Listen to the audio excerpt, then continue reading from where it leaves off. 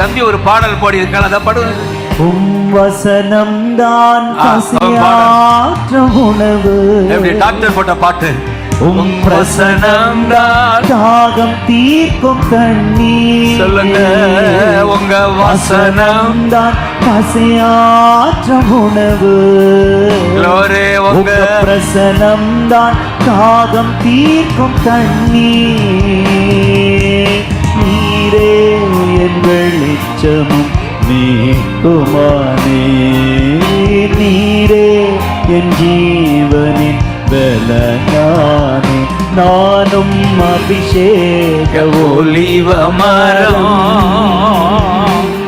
தேவாலயத்தில் நடப்பட்டவன். பாட்டு வந்திருக்கா? உங்க சமூகத்தில் வாழ்கின்றவன். ஆமென்.